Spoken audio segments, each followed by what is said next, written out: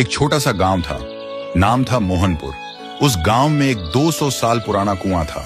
लोग कहते थे हर रात उस कुएं से एक रोती हुई लड़की की आवाज सुनाई देती है। लेकिन एक बात सब लोगों को हैरान कर देती है, मोहनपुर गांव का जो भी लड़का उस कुएं के पास पानी पीने जाता है, वह 2 दिन के अंदर मर जाता है और मरा हुआ शरीर गायब हो जाता है। और एक दिन इसी गांव में एक शहर से अर्जुन नाम का लड़का आता है।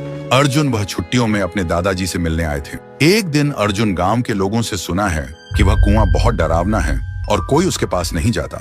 लेकिन अर्जुन सोचते हैं डर सिर्फ अंधविश्वास है और कुछ भी नहीं। एक दिन धूप में जाते हुए अर्जुन को प्यास लगी और बिना किसी से पूछे वो सीधा उस कुएं से पानी पीने चला गया। तब अचानक से एक लड़की का चेहरा सामने आया। अर्जुन डरा हुआ था और तुरंत वहां से भागकर घर पर चला गया। उस रात उसे नींद नहीं आती। हर समय उसे लगता है कोई उसे देख रहा है और कोई बुला रहा है। अब उसे भी डर लगने लगा था। फिर सुबह अर्जुन ने एक बुजुर्ग से पूछा, चाचा ये कुआं इतना डरावना क्यों है? चाचा ने बोला, यह कुआं बहुत पुराना है। यहाँ से आधी रात में एक लड़की की रोते हुए आवाज निकलती है और वह लड़की हमेशा लड़कों को ही अपना शिकार बनाता है। आज तक इसका राज कोई समझ नहीं पाया। इस बात को सुनकर अर्जुन वहां से निकल पड़े और घर में आकर एक पाखंडी बाबा को कॉल करके बुलाता है ताकि इसका राज क्या है वह जान पाए।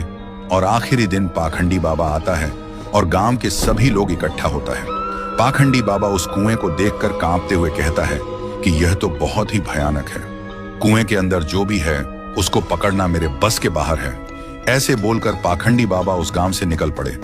ऐसी स्थिति में गांव वाले का डर और भी बढ़ जाता है। अर्जुन के मन में सवाल उठते हैं कि उस दिन मैंने जो देखा क्या वह मेरा वहम था, और आज तांत्रिक ने क्या देखा जो डर के भाग गया। आखिरी दिन अर्जुन आधी रात में कुएं के पास एक पेड़ के पीछे छुप जाता है। अर्जुन देखा है कि कुएं के अंदर से एक अजीब सा रोने वाला लड़की का आवाज सुनाई देता है और तभी कुएं के अंदर से एक लड़की बाहर निकलती है। थोड़ी देर बाद एक लड़का गाड़ी लेकर गांव से गुजरता है।